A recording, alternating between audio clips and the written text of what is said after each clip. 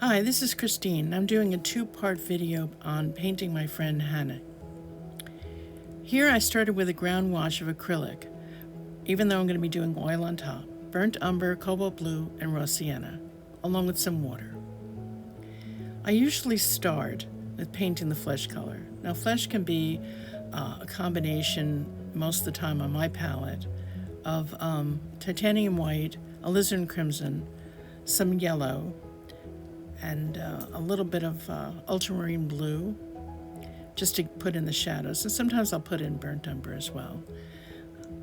It's important to experiment with color mixing when it comes to flesh, because some things you would not expect go into flesh color actually do, like sometimes greens and sometimes predominantly blues. So I would really check that out as you mix your colors. Be open to experiment.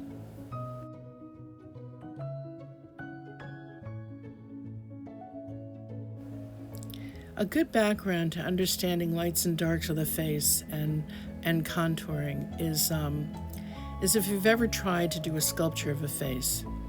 You really start understanding how the face is, the ins and outs of the face, how the eyes are more sunken in, how the mouth and the lips are more molded. They have 3 or 4 different planes. Alternatively, it's good to study anatomy, the bone structure of the face, the muscle mass around the cheekbones. Reference is important. Here I've used a photograph that I took of Hannah. I made sure to get a strong light source on it. It makes for a better reference for your portraits. Remember that when you're choosing a reference, whether it be something you took or something someone else took as far as a photograph goes, make sure you have a strong light source on it. It'll just be easier for you in the end, and it'll look a lot better. As I'm painting this, I'm working from thin to thick.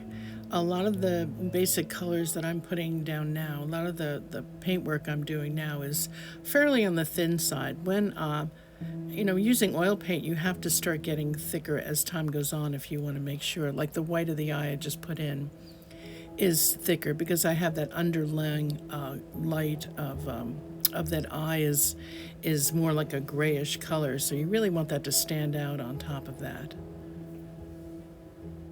Also, if you want your portrait to look like it sits within the space that you're creating, you're going to be using some of the ambient color that's around, like the background color and that into your shadows and into the darker spots of your painting. That makes it sit within the space.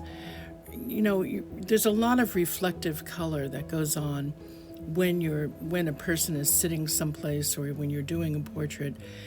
You're going to be seeing some of that outside color in the flesh colors and in the darks and the lights of your painting.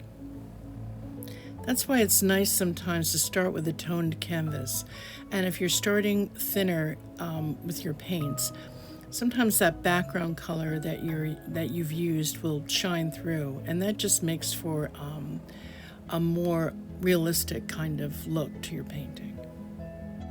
Now in this painting, I haven't used any black. I'm not against using black. I think black is great. I use black at the end the way some people use white at the end. I use black to give that final punch to the painting. But right here, so far anyway, and actually upon completion of what I've done with this painting, I've only used a combination of burnt umber and ultramarine blue to make what is the darkest parts of this painting. In this painting, so far as you can see, I've kind of blocked in a lot of places.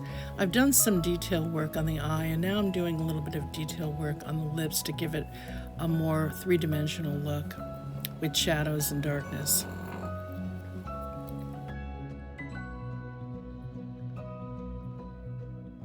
I'm also experimenting with some of my color combinations here, because sometimes what looks right on the palette doesn't always look right when I put it on the canvas.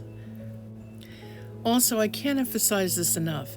Experiment with color. Make this your own. This will show up your own creativity.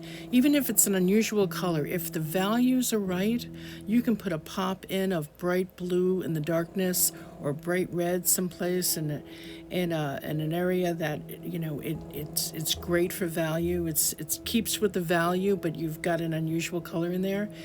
Please experiment. That is the best thing you can probably do. I haven't done a lot of it here. I've kind of been going by the photograph, but it's a way to get creative with your photographs, with your subject, and sort of create a painting that is truly your own expression of what it is you're seeing.